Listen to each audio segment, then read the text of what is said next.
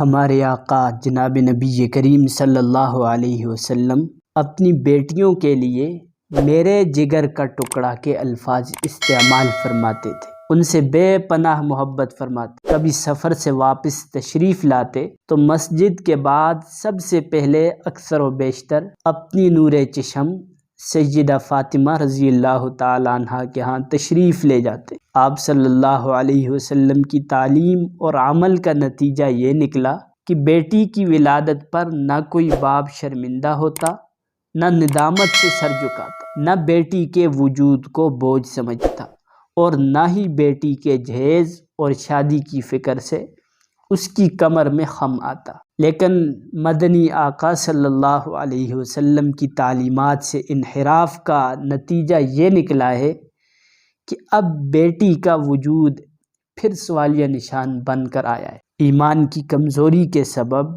جن بدعقیدہ لوگوں کا یہ تصور بن چکا ہے کہ لڑکیوں کی پیدائش کا سبب ان کی بیویاں ہیں، یہ سراسر غلط ہے۔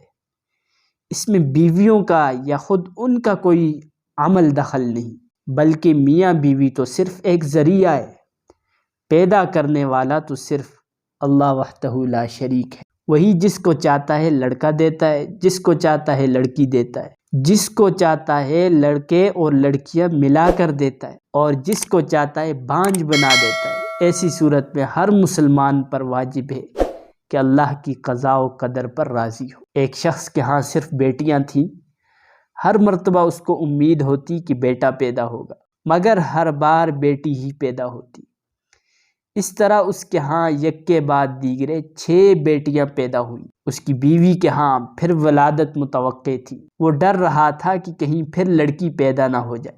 شیطان نے اس کو بہکایا، چنانچہ اس نے ارادہ کر لیا کہ اب بھی اگر لڑکی پیدا ہوئی تو اپنی بیوی کو طلاق دے دے گا۔ اس کی کج فہمی پر غور کیجئے، بھلا اس میں بیوی کا کیا قصور ہے؟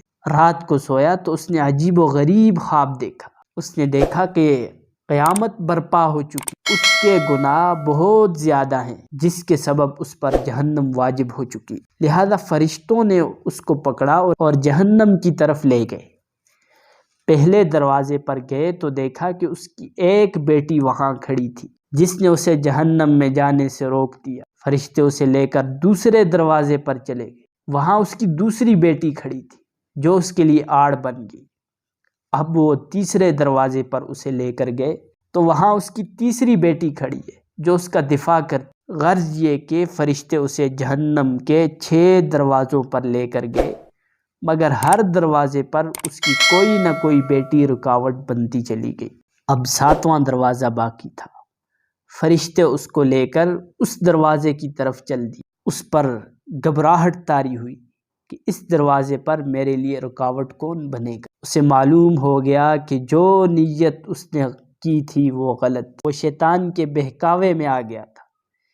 انتہائی پریشان اور خوف و دہشت کے عالم میں اس کی آنکھ کھل چکی۔ اس نے رب العزت کے حضور اپنے ہاتھوں کو بلند کیا اور دعا کی، اے اللہ مجھے 7ویں بیٹی عطا فرما۔ اس لیے جن لوگوں کا قضاء و قدر پر ایمان ہے انہیں لڑکیوں کی پیدائش پر رنجیدہ خاطر ہونے کے بجائے خوش ہونا چاہیے۔ اللہ ہم سب کو اپنی رضا پر راضی رہنے کی توفیق عطا فرمائے۔